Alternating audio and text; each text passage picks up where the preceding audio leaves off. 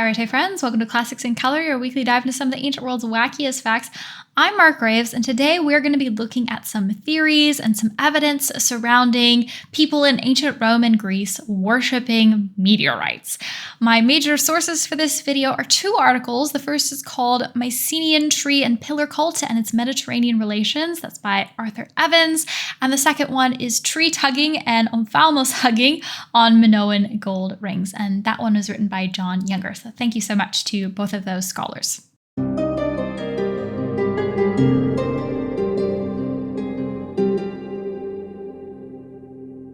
Vitalist is an important term in this paper, and basically it just refers to any stone that was considered sacred to any Indo-European culture.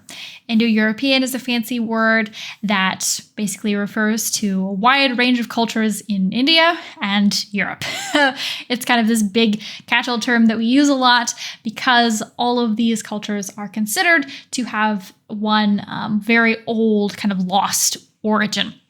So we think originally there was some parent culture that branched off and evolved into all of these other cultures. So if we look at them linguistically, for example, all the different languages like Greek and Italian, etc., they all have the same parent language somewhere far back in the mists of time.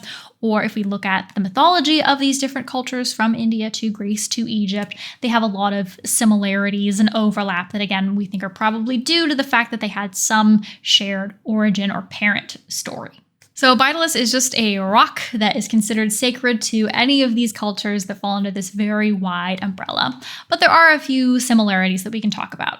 So almost always these stones were left undecorated, uncarved, just plain as they fell, but they would have been placed in a sanctuary or a temple or something where they could be worshipped. These stones sometimes were considered to literally be God, but they could also just be like an aspect, a manifestation, a piece of God.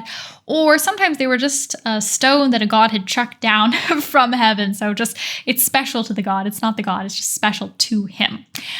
One thing that it can't be confirmed, so we can't prove this one way or the other, but it's an interesting theory, is that these stones that were fallen from heaven were sort of the precursor to and maybe the inspiration for all of the statues that later appear in temples. So it's very famous now, of course, when we think of ancient temples, to think of these giant, amazing statues of Zeus and Athena and Isis, and those may have been evolutions of what originally was just like a rock that people found and were like, oh, it came from this guy. That's really cool. And then later it became the statue thing that we all know today.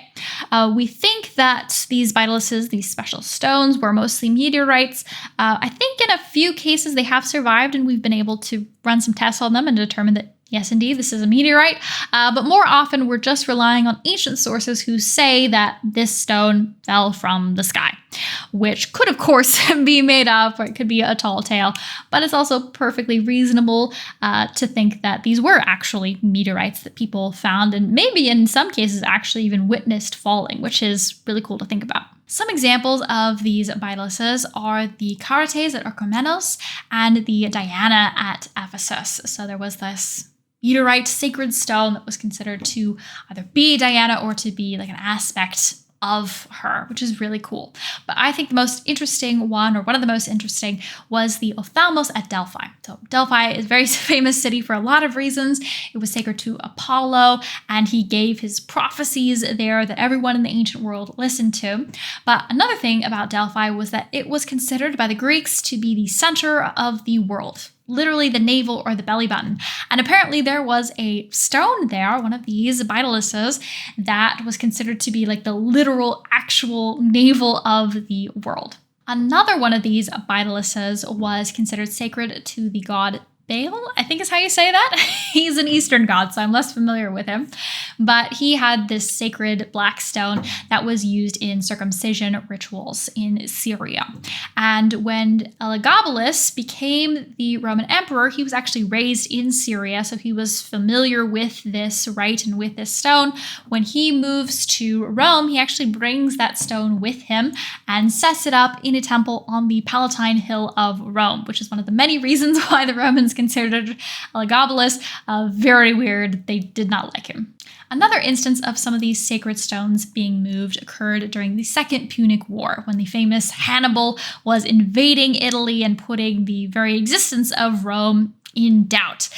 They managed to secure some stones and move them to Rome. That really helped their confidence. Let's take a look at a passage from the Roman historian Livy. At that time, religious scruples had suddenly assailed the citizens because in the Sibylline books, which were consulted on account of the frequent showers of stones that year, an oracle was found that if ever a foreign foe should invade the land of Italy, he could be driven out of Italy and defeated if the Idaean mother should be brought from Pessinus to Rome.